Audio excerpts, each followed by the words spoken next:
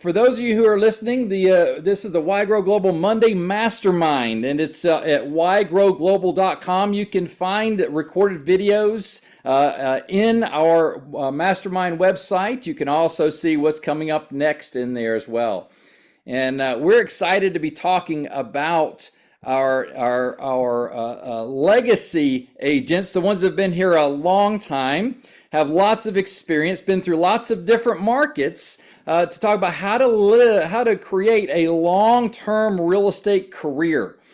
Because sometimes agents get into real estate thinking, oh, I'll just do this part-time for some extra money. Some actually want to make it a full-time career. Some have no idea how they got here after being in it for so many years. So how did I end up here? But it is a very fun game. I've been in it for close to 30 years. I would not trade anything for it in the world. It's been more fun than anything else I've ever done.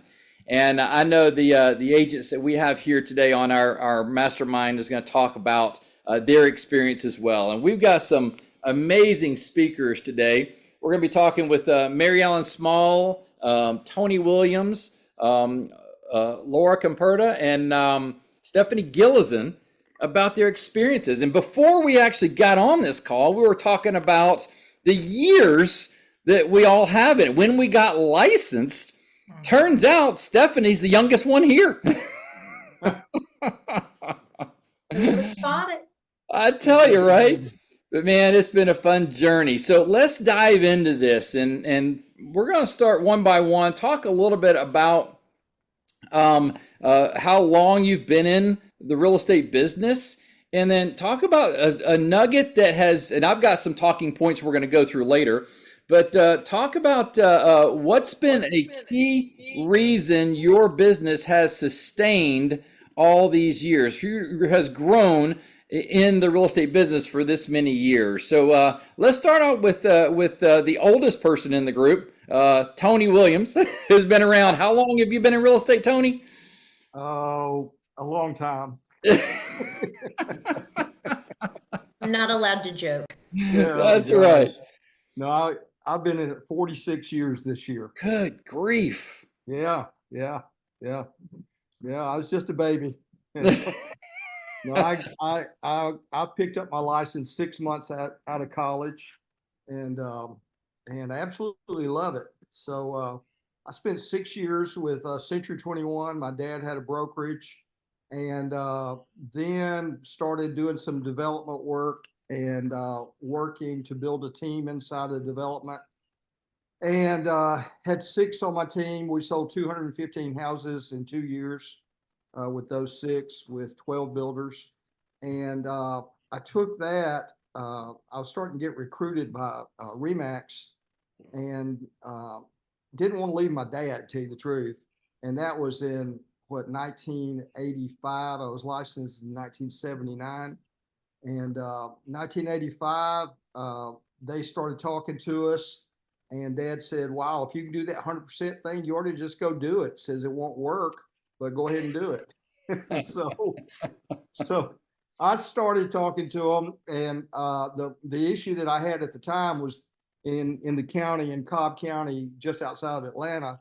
I didn't have a real good relationship with the broker at the Remax operation, so I went back to the regional office and said, I don't think it's going to work. And he didn't have a real good reputation at the time. And they said, hey, you qualify. Says, why don't you just buy a franchise? And say, what? And so I went in, and sure enough, the awards thing for Remax came up, and they went ahead and gave me 100% club award that year at the end of 1985. And then I bought a franchise, and ended up buying 3 franchises, one in Marietta, Georgia, one in Cartersville, and one in Austell. And I managed, broker-owner, managed the offices for 25 years. I was with Remax then 33 years. At the end of the 25 years is when the recession hit. And I decided that at that time, due to some things going on in life, that I wanted to do what I had been teaching all those years. And so my wife and I, Pam, decided, you know what, let's merge our Remax operation into other Remax offices and become one of their managing brokers, and did that for about 6 years, wound up being their top producer. And then since, for about 6 years, I've been with EXP.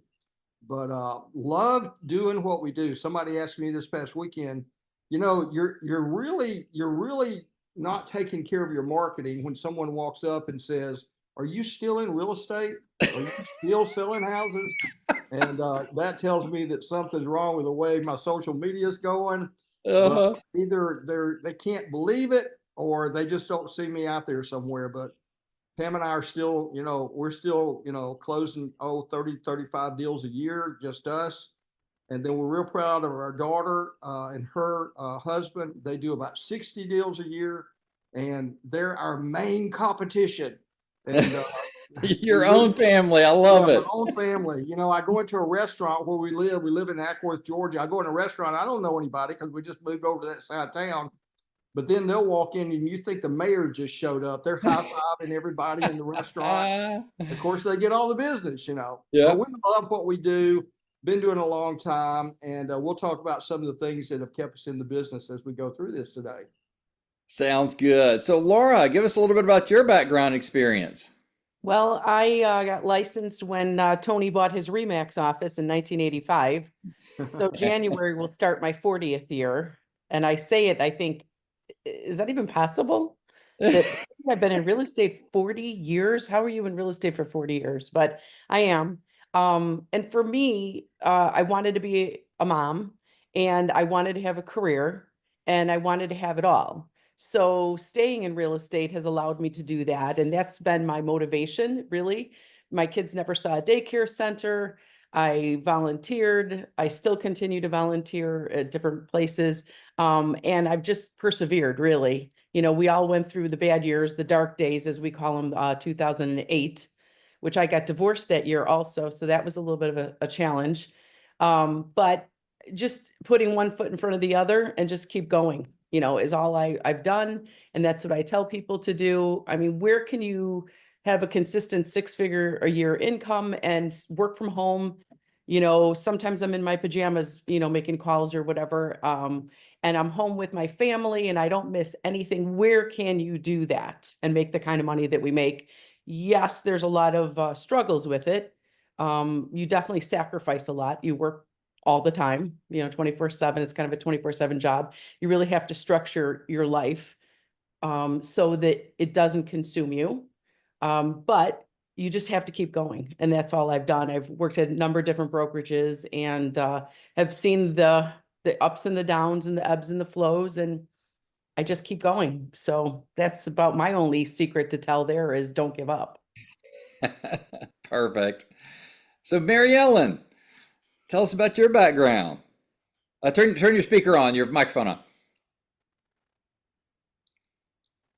Okay, There we so go. okay, I've been licensed since '96, and I was pregnant with my second child at the time. Had one more child, and I too wanted to stay home and raise my children and work in real estate.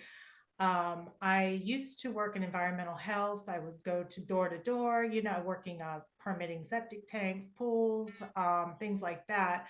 And somebody put a bug in my ear about real estate while I was working in that field. And I thought, I really do enjoy meeting homeowners and all of this. So I went ahead and got my license when I was pregnant with my daughter, and I eased into the business. I've been full time since 2000, 2001-ish. And it's my passion. I have a degree in biology and I sell real estate. And you never know what life's going to throw you, but I absolutely love my business. I love this business, and over time you can experience burnout, and I have found that you have to look for other avenues, something to change it up a little bit, whether it's to learn more about land, to get another certification, things like that. But I really, love this. I can remember when I first got into real estate and faking it till I make it and going, I can't wait till I become an experienced agent. And then here I've been here all this time. And you know, I still stay busy. I think the key is to stay in touch with people. Some of my best friends are past clients, and just keep going, just like Laura said. Yeah. Nice. Very nice. So Stephanie. I think the consensus that we're hearing from the panelists is that we've all been in real estate a long time. I've been the least. This is my 25th year in real estate, soon to be 26 in 2025. I fell into real estate too. I think all of us on this panel fell into real estate. I don't know how many people grow up and say, I want to be a real estate agent. I got into real estate out of necessity, money. I needed money. I needed to raise a child by myself, and I needed to figure out how on earth am I going to make enough money to be able to support myself and my child and go to law school. Well, the first year, I loved it. I loved every minute of it because everything in this world happens for a reason. And I fell into real estate because it was what I was meant to do. And here we are 25 years later with a successful career because practically every year, maybe every couple of years, throughout my real estate career, I have pivoted. I have been agile. I never have burnout because I make sure to continue to learn, continue to grow, continue to surround myself with people that are smarter than me so that I can learn from them and expand my business. And so that's why we wanted to do this panel today, because education is something that even Tony, 46 years in the business, we all come back to the table and we constantly are learning because that's what keeps us successful in this business. So that's why we were excited to put this panel together today. So that's me. Very cool. So one of the things that I've noticed about agents who've been in the business a long time, they have built a professional network around them of support services, people that service their clients and help them to get deals done. So talk quickly about what support services have you put together in your business to carry you to the longevity piece. Tony? Yeah, well, back in, I'm trying to think what year it was now, 87, 88, I was trying to hire a secretary. And the problem that I had at that time is if they said, they needed food, I would hire them. That's about all it took. So my wife was an executive secretary for a major contractor in the area. And I asked her, I said, come on over and help me interview these ladies. And so she took a few days off and then one day walked into my office as she was interviewing one after another. And she says, you know what, let's do this together. So that was about the time that I had started into the RE/MAX franchise groups. And she came over and she began running the business side of things while I continued training and recruiting agents at that time. So she was my very first staff person, okay? And we ended up, over the next few years, we wound up with about 175 agents. And we wound up with, about 10 or 12 on our staff. And we had marketing people, and we had people who took care of technology for us. And I had always been really intrigued on the technology side of things. And so that was where I really put my focus in was, we built some outside ancillary companies on the technology side of things, and they began working internet leads for us, things like that. Internet, really hit about the same time that the Olympics came into Atlanta, if you can believe that. Was that 96, Rod? Something like that, I believe when that was. And so I started at that particular time. I really never paid anyone outside of Pam when I paid her. And but what I did is I had consultants all the time, and I had partnerships with technology firms. And there was a firm in Kennesaw, Georgia, Comstock. You may remember them, Rob. I remember them. And I was a consultant to Comstock. I'd go over every Thursday. They would tell me what was coming new to the market. So I tried to surround myself with professionals in other industries, and I would bring them on as a consultant, or either I would consult as a broker back to their firms. And that's really how we took care of it through our marketing.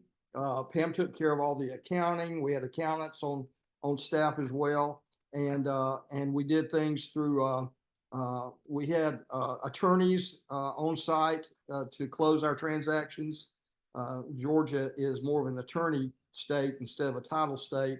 And so we had attorneys there. We had our mortgage people, we had our termite people, all that in the buildings with us. And I did it more along the lines of a small partnership with those firms while they, paid the lease on the buildings I had. I had about 35,000 square feet. So they took space, and then I consulted with them as well to run our business. They'd come in and run our sales meetings on Tuesdays. And that's how we did it. We just surrounded us and brought on ancillary services that paid back into the business. That's what we did. Yeah. Laura, who did you surround yourself with to help you to grow and expand? Well, this is one of my favorite things. I tell my clients, and I have it at the end of my email signature when I'm following up with my database and my clients, ask me about my vendor list. So I have this large vendor list, and I tell my clients, think of me as your yellow pages. So they'll call me for the most random things. A lot of things are house related, but a lot of times they'll just call me for random things. It might be a restaurant or something outside of real estate. And I want them to do that because then they remember you. Because, that's the biggest thing is when they ask agents or they ask buyers and sellers later, did you like your realtor? Yes, I did. What was their name? And they're like, and they can't remember. So Right. I tell them, think of me as your yellow pages. Call me if you need a referral for anything related to your house or not. And he asked me about my vendor list. So my vendor list is huge. It's got everything on there. And it's always constantly evolving. People are coming and going in and out off the list. But that's really been very helpful to do that because it just keeps me in touch with my clients. Very cool. And Mary Ellen. Hold on. There you go. Okay, I'm here. So Okay, who'd you surround yourself with, vendor wise, Okay. people wise, that kind of thing? Yeah. So I've scaled up and I've scaled back. I started, I grew my business as a solo agent for a number of years, and I actually became a broker owner and had a small team that I ran prior to the pandemic.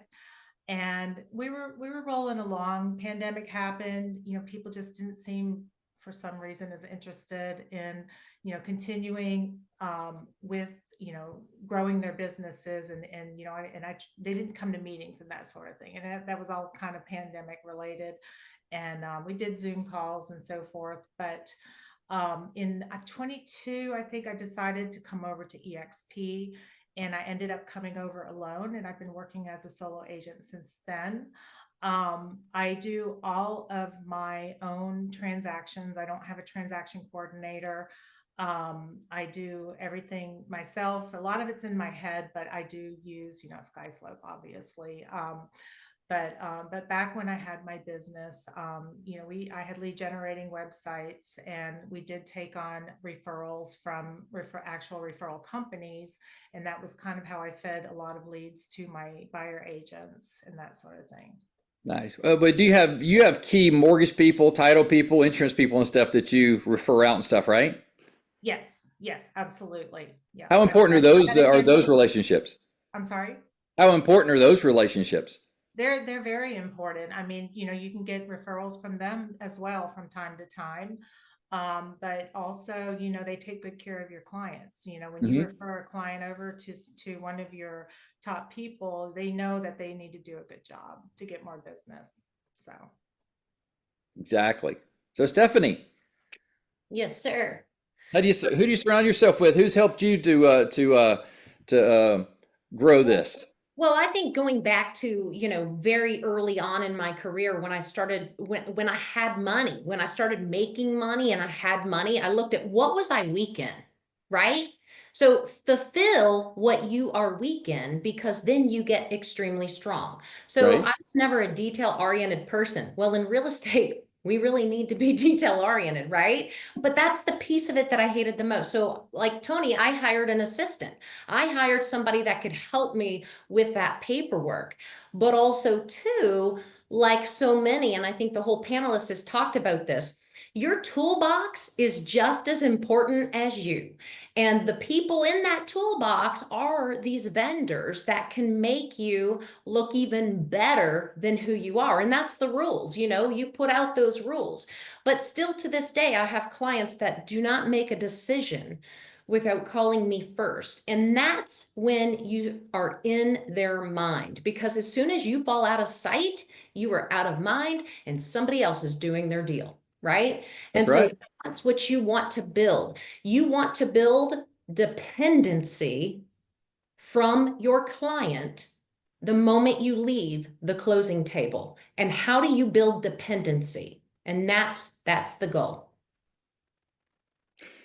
Well, and that's one of my other topics is how do you build raving fans with your clients? How do you build long-term business with your clients? So who else wants to comment on that? What do you do to keep your clients for the long term? Last night, my daughter, what they do, they're out delivering today uh, pies for Thanksgiving to all their past clients. And I asked her, I said, how many stops have you got to make? She says, we're knocking on 160 doors. So they're delivering 160 pies out to all those people knocking on their doors. Last night, she sent me a video where she had 50 from her neighborhood over for dinner. And they lined up this big long table in the front yard and catered it all in and brought all this food in. And they had Thanksgiving dinner, a neighborhood Thanksgiving dinner in her front yard. And so they are real contact, there's a real contact going on, and it's incredible. But I remember back, one of the ways that I have kind of gone through the years to get people to remember who we are. When I was in Century 21, I'd just been licensed for a short period of time. And the state championship basketball games were in our town. And I went out, had a banner made up, and it said, when you think of real estate, you'll think of Century 21. When you think of Century 21, you'll think of Tony Wiliams.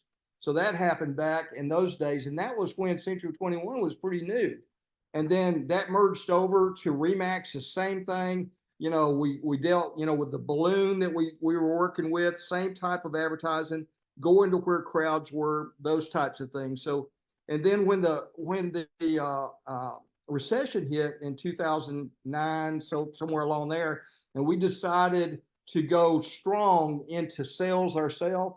I remember just changing my, I had my Remax email address, but I just changed it to Tony Sales Again at gmail.com. And everyone received that from me. And I had people calling me saying, hey, are you not managing, agents anymore? I said, no, I'm selling real estate and I'm doing what I've always taught people to do. And so everything that we did at that particular time was we are selling real estate. And so we started picking up referrals. We started, we used to give away all the referrals so that we wouldn't compete against our own agents, and we'd give everything away. But then we really started marketing on the Tony Sales Again thing, and then we drifted into a thing called Service for Your Success, and we let people know that's what we do, is we're here to serve you and take care of you and take care of your problems so you can be successful in the best and most expensive investment they ever make, and that's their home. Yep. And I tell you, one of the things I hear from long-term agents is the relationship they have with their database, with their clients and customers and things. So, Marilyn, what do you do for long-term growth of your database, your clients? Well, periodically reach out to them. Obviously, I have a very I don't know how to say it, a down-to-earth relationship with my clients. It's more on a friendship, conversational basis. But going back to your earlier question, I also feel that, the transaction I want my clients to be satisfied at the end of a transaction, and I work hard for them. I've got their back, and they remember that. And I think that how you handle a transaction can really have an effect on being the go-to person for them, for those particular clients, but also for referrals, because I've got people that they'll call me, they'll say, I gave your number to so and so because they have an agent they want to fire and all that kind of stuff, that Right. happens, but it's if you do a really good job for them and you're always available for them for questions and follow up, then they will, come back to you and be loyal. My phone is probably my best database that I use. I've had Wise Agent. I'm not the best person at sticking to using these platforms as I should, but yeah, my phone really is Make the connections. That's important. So, Laura, how do you keep in touch with your clients and create raving fans? It's really keeping that personal connection. Social media is a really big one. Facebook is huge. Really trying to keep an eye on what's going on in their world. Somebody won a baseball tournament, or a lot of them are doing cheerleading right now, or someone had a baby or whatever, and just addressing, so if I see that they have a kid that's in baseball and I know they like a particular player, then I might learn something about that and send it to them. And they just are amazed that you could remember, something about their kids. And of course, I don't remember all of it.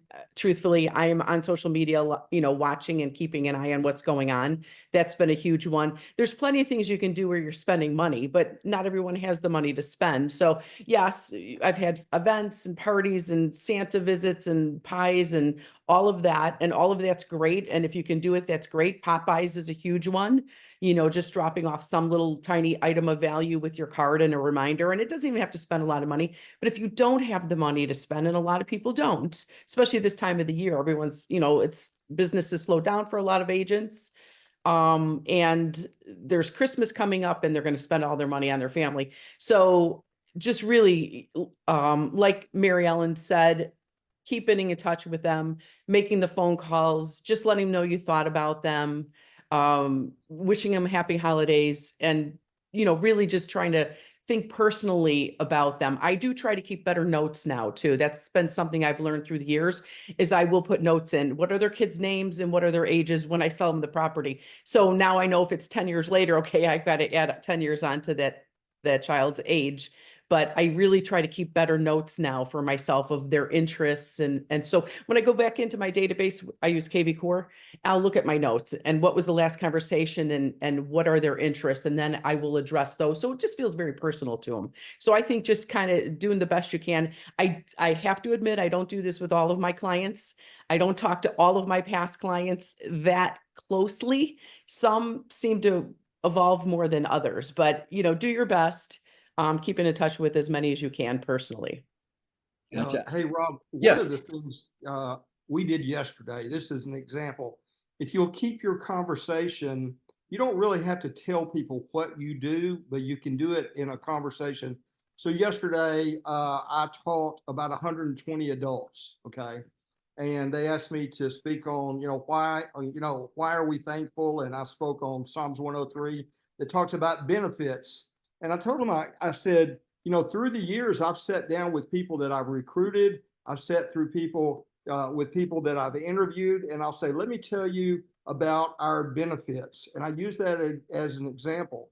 And then somewhere in the teaching, I said, and what I do is feast or famine.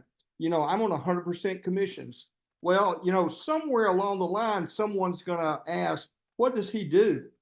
I never stood up and said, hey, I want to list your houses. I want to be the guy that's there to represent you on the sale. But what I do is I throw enough nuggets in as I teach others in a volunteer basis, where someone's going to say, what is it that he does? Or they're going to come to me and say, what do you do? I mean, I even had a lady walk up to me and she said, this was 2 weeks ago after I taught, and she says, where'd you get those shoes? And I said, well, these are Skechers, and just what old people wear, Skechers. And she goes, well, why are they so important to you? They look real comfortable. And I said, well, the business that I am, I have to have comfortable shoes. Just leads to one more conversation. And I don't have to come right out and say that I'm in real estate, but everything in my conversation leads back to it in some way. That's right. So Stephanie, what do you do to build strong relationships with your clients? You know, and my clientele's a little bit different. So I want to preface it that way because I'm not listing other people's houses. All right, you all. So I've got to say that because everything that Tony and Laura and Mary Ellen are saying are 100% accurate for the clientele that they work with. But for my clientele, it's business, okay? I'm doing business deals. I'm doing commercial real estate. And if I'm doing residential, it's a super, super high-end luxury. And these are business people.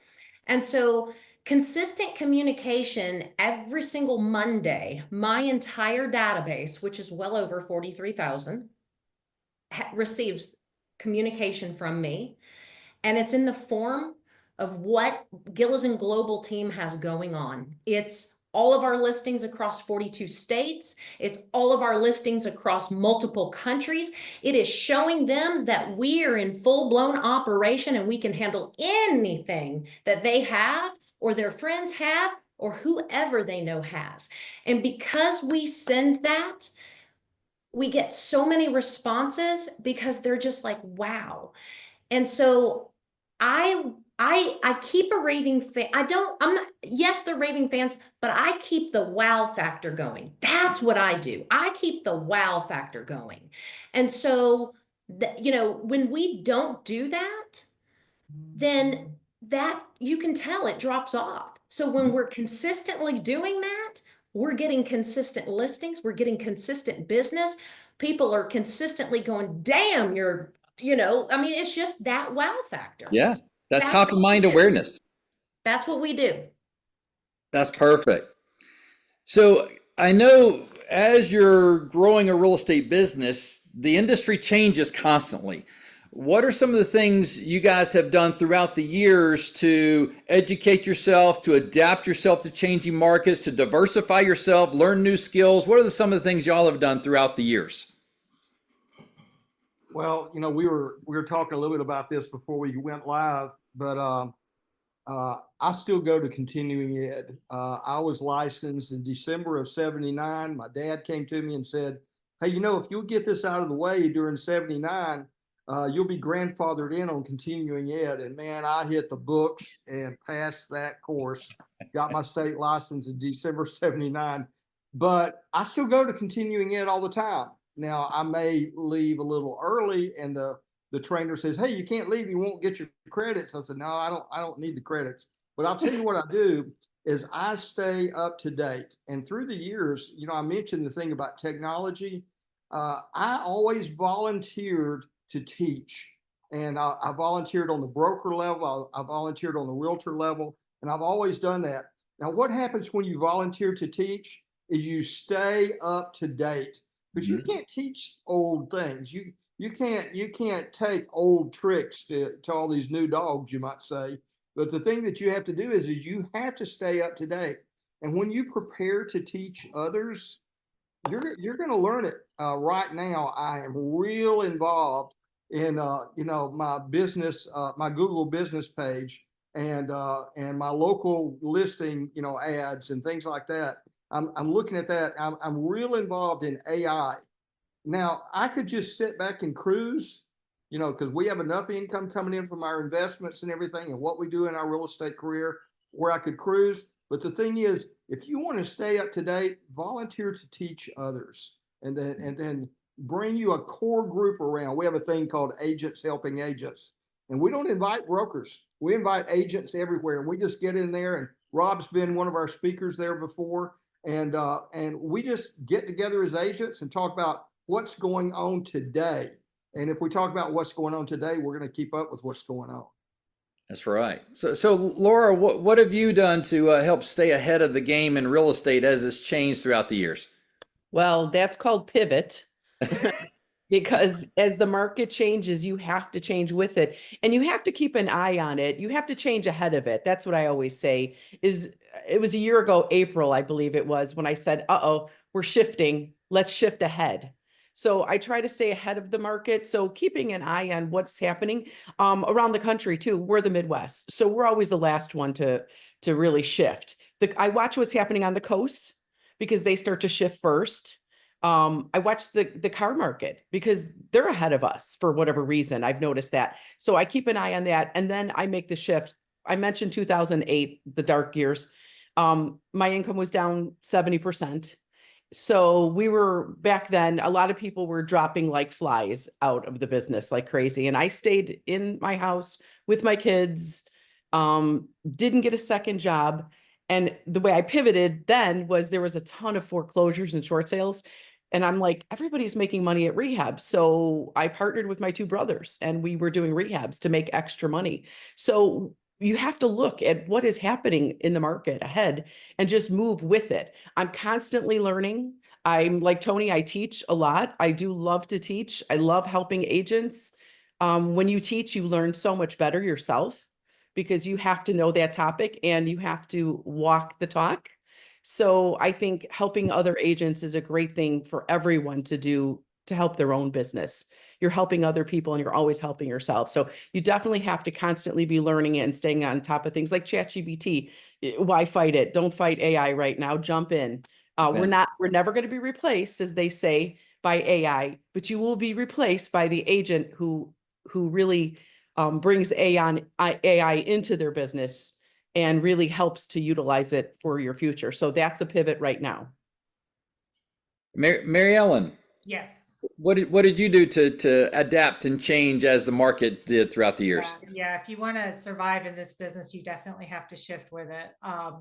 So, I rode the wave up in the early 2000s. And when the recession hit, yes, I did a lot of short sales. I got really good at short sales, foreclosures, a lot of BPOs. And the BPOs helped me a lot with valuations, even to this day, to really be able to hone down on what a value range would be for a listing. So that I also got my broker's licensed, opened my own company. That was another thing. I get bored easily, so I have to find new things to do to keep my interest. But like I said, I've looked for other careers, and there's nothing that I would rather do than sell real estate. And I actually enjoy being in the actual transaction than to be a manager. I enjoy the process myself, doing it myself. But recently I got licensed in North Carolina. I have family up there, hour and a half away, that they, are at a point in their lives where they're selling land and that sort of thing. And so I ventured out that way and I got my license, and I've been selling a few properties up, just across the North Carolina line. And, it's been a little more work than I thought it was, a little more travel than I thought it would be, but I've enjoyed it. And, and so you just have to constantly go with, changes, and, but stay busy, and I'm a survivor, and, I'm a single income household. So, it's do or die for me. I've noticed that as a trend is multi-state agents that are doing business in multiple states. That's a big trend right now. So Stephanie, what did you have to learn or adapt to throughout your career? Oh my gosh, you got to continue to learn, I mean, you got to plug into other people. I mean, one of the things that I've always loved is to, one, go to these conferences, go to different conventions, plug into, we have a benefit, I'm at EXP for those that don't know, and we have an amazing benefit to plug into so many different mega agent conversations that are going on, like 80 plus hours a week that we can plug into.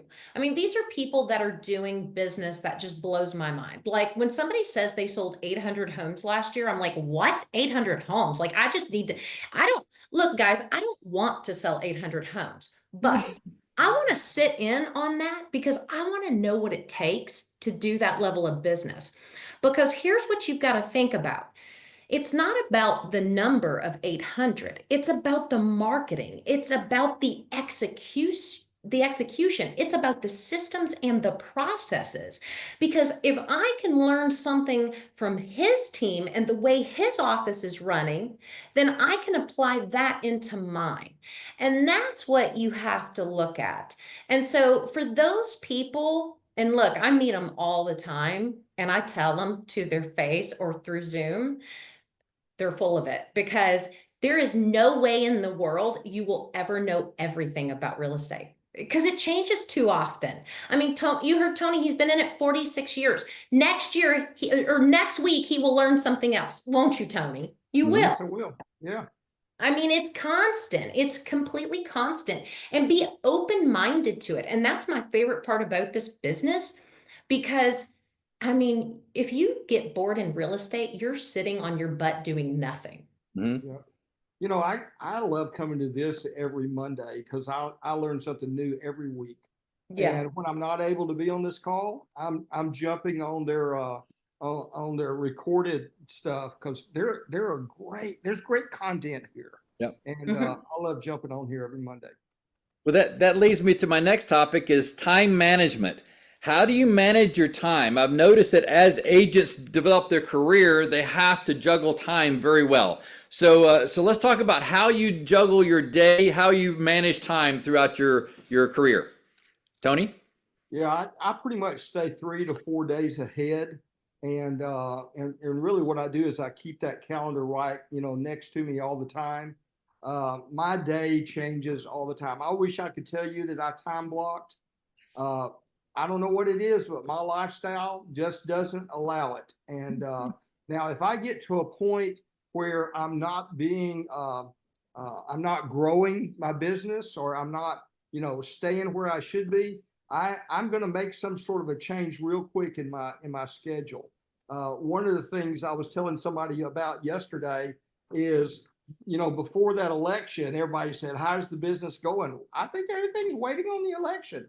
Well, somebody called me and they said, hey, you want to go to North Carolina to work where the storm went through? And I was there the day after it went through. And I just said, you know what I'm going to do is I'm going to take 6 days, go to North Carolina, help clean mud out of those houses. And while I was there, my team got more business during that week while I was away. It seems like when you go and you serve others, or you volunteer somewhere, or even go on vacation, things will pick up. So the thing I try to do is, if I see my time getting to the point where I'm not really growing my business, you know what I'll do is I'll switch gears. I'll go serve somewhere, or I'll go volunteer somewhere, or I'll take a day and just not do real estate at all, get my mind clear, and then everything starts clicking again. Perfect. So Laura, how do you schedule or manage your time throughout the day? Well, to be totally transparent, I'm a little bit like Tony. I do have a time blocked calendar, my phone, and it is color coded. And yet I'll see something pop up I'm supposed to do, and I'll swipe it and say, yeah, I'll do that in a little bit. So, however, what I've done throughout my career is everything is an appointment for me. So when my son had a baseball game, or I had to go see a concert, or I was volunteering at school, or whatever I was doing, everything was an appointment, and everything is in my calendar. There's that old saying, if it's not in your schedule, it doesn't exist. Because I'm getting old, so I'll just forget about it. So everything is in my schedule, and I do schedule everything. And I do time block, though. You have to do some time blocking to where you're keeping up with your database, your highest and best use of your time. I mean, my day is filled with a bunch of stuff all day long that doesn't make me any money. So really focusing at least a small portion of my day, and this is my advice to everyone, on what is your highest and best use of your time, and that's talking to your clients. You're either working on a transaction or in a transaction, or you're talking to your clients, your past clients, or looking for business. So I do my best, but totally transparent, I am definitely not perfect. Mary Ellen. Yeah, well, my mornings are mostly calls, administrative type stuff, making sure that the instructions of closing attorney are sent, just catching up on all of that. I try to schedule appointments after 1 o'clock, from 1 o'clock on. try to schedule closings for that time if possible as well, so that I can be available in the morning, for calls and so forth. And that's basically, my day-to-day thing. Weekends are going to be mostly for showing homes and, or open houses. And so that's the day-to-day. I do notice too that, over the years I have, had a pattern where this time of year, I usually work on a new designation, or I take continuing education courses, start kind of planning for the new year. And then, January, February, they're a little slow. They're, slower than your spring. So it's kind of like gearing up, getting in touch with everybody, finding out who's going to be wanting to sell their house in the next few months. Your business is like 3 to 6 months down the road from what you're doing today. Yeah. Perfect. Stephanie, how do you manage your time? You're busy all the time. Everything's got to go on the calendar. I mean, Yeah. it has to. And look, I put stuff on the calendar that are not appointments, you all. They're tasks. But I do that because I have to carve out the time to do the task. So put everything on the calendar. Look, sometimes on my calendar there might be something at 5:30 in the morning, because I know I can get it done at that time. And look, if I miss something, something gets in a way, a phone call or whatever, then I move it later or I move it to the next day, but it never just doesn't get done. And that's how I hold myself accountable, you all, because look, I need it too. Some of the best of us are not, we have got to have people who tell us we need to do this. My husband's great at that. He keeps me going on that, but that calendar holds me accountable because I feel guilty when I look at it and I didn't do something. So, somebody wise always said, if you say it out loud, it means something. And I believe in that too. But also if it goes on my calendar, it means I have to do it. And so you got to do it. So there you go. The whole trend, that's exactly what I do as well. I have my phone calendar and I put all my personal stuff in there first. And then I book around that. My lunches, I am the only one that books my lunches, and I try to have a lunch every day with an agent because that's what I do. And then my staff books around that. They book me morning calls and afternoon calls. And then I have a booktimandrob.com where our agents can come in and book time with me as well. So my calendar is full all the time, but it's intentionally done that way. And like Stephanie said, if I need to go get a haircut, it's put in the calendar. If I need to call somebody and follow up with them, it's in the calendar. Everything I need to do, even if I need to pick up the groceries, it's in the calendar, because if it's not in there, I'm going to forget. I'm terrible. Or you're going to get stuck doing a Zoom while you're picking up groceries. Yeah. Now, how many times am I in the car? Yeah, exactly. I'm always in the car. Rob, do you use something like Calendly or something like that where people? Yeah, I use Calendly on my iPhone. I use Calendly and my iPhone. So Calendly syncs up with my iPhone. So iCal is my calendar, but Calendly is my booking engine for it. Okay. And then my staff uses Follow Up Boss. So they will make phone calls, have an agent that wants to talk to me, and then they will book it in my calendar from Follow Up Boss directly. So everything has a system going. That'd be a good topic to teach on one Monday at noon. How you manage calendars. Manage calendar. Or just do a screen share and show you all our calendars, and then you'll be like, wow. And it took a while to make everything talk to each other and sync up, and then Calendly changes something and it doesn't work anymore, so you got to start all over again. It's technology is crazy, but I don't know how I'll ever live without it, because I remember doing the calendar on the desk. That's how I booked my appointments back in the day. Yeah, I mean, it'd be great to have a demo, one day on this program, on Grow Global, on how you do this. Sure, absolutely. The color coded is important too, because anything that's going to make me money is green. So if I don't see enough green in the week, I'm like, uh-oh, I got to do something here because I don't see enough green. Excellent, Laura. That is excellent. See, I color code mine for personal and business and family. So it's color coded that way. But yeah, that's a good idea. Green is money making stuff. I like that. Yeah, I do the same. You do? Yeah, yeah. Personal is orange. Yeah. And yeah, so everything goes That's on my calendar as well. It has to. That's so important. And I've noticed that very successful people are diligent about time blocking or managing their time or getting things done in their calendar. They have to. Yeah. I think, Rob, do you have a final question? Because I think we should ask one. I have one. Go ahead. What time does everybody get up during the week? Wake up. 5 o'clock. I'm 5 around o'clock. 7. Yep. 7. Mary Ellen, 7? Yeah, Yeah. I need my sleep. That's important. Me too. My goal is 6. Usually it's 7. Jordan asked what time we go to bed. I'm like Tony. I'm 5 o'clock. I mean, yeah, at least 5 o'clock, maybe even earlier. So it's funny. There's two of us. Rob, what are you? So I have to get up at 7 with the kids going to school and stuff, and I have an alarm then, but I'm usually up at 6:30 Yeah. just because my body wakes up. But I don't go to bed until about 11 or 12. If I go to bed earlier, I'm up at 3.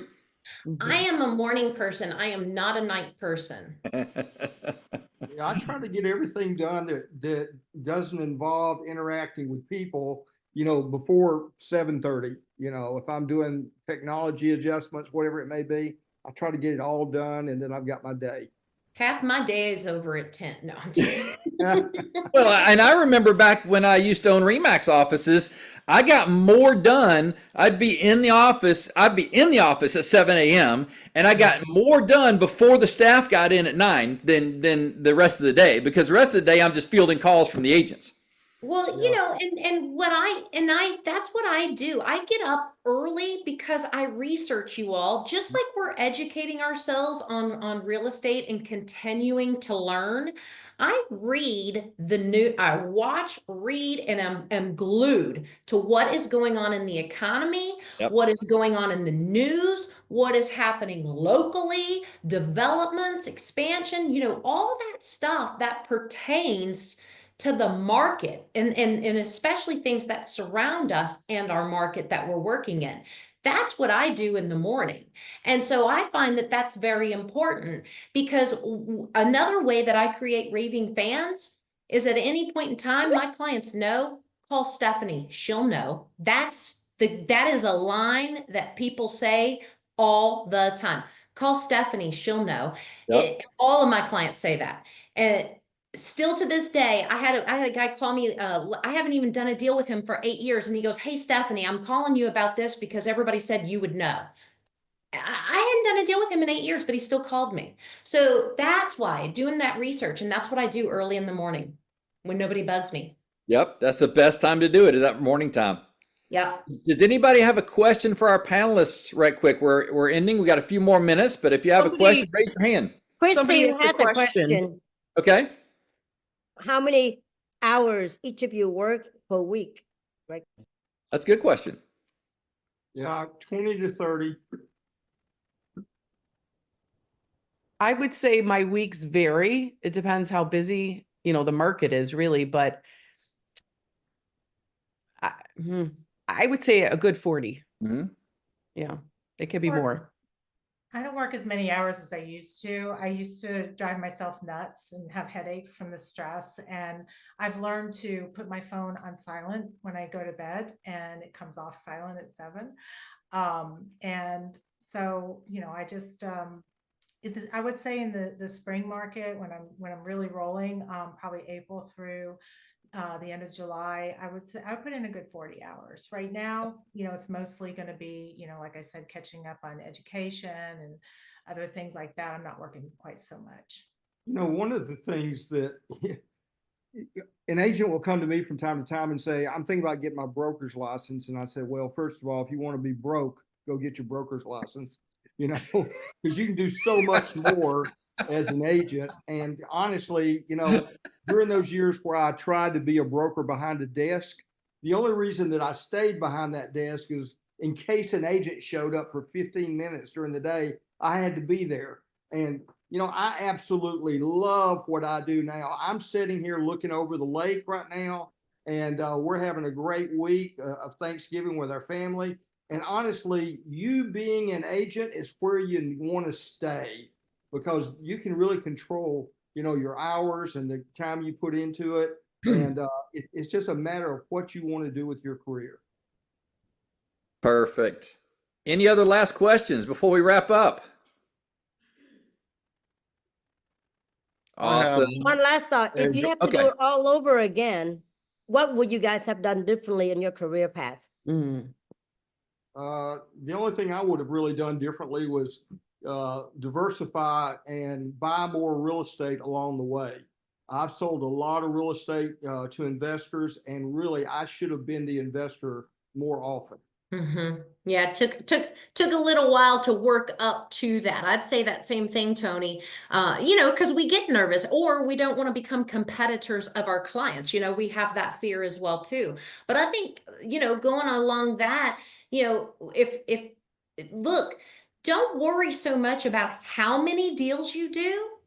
Focus on how much money is going in your bank account, right? Because that's what really matters. And early on, I always thought it was the number of transactions. And, you know, think about when you're at a lot of these events and you're looking at it. They talk about the unit sold, the unit sold, the unit sold. Who gives a rat's what, right? Right. Think about the money, right? It's all about the money you're making. That's what's important. And so what I wished I had learned earlier on was how to maximize my income without having to do hundreds of deals, right? Because I didn't have to.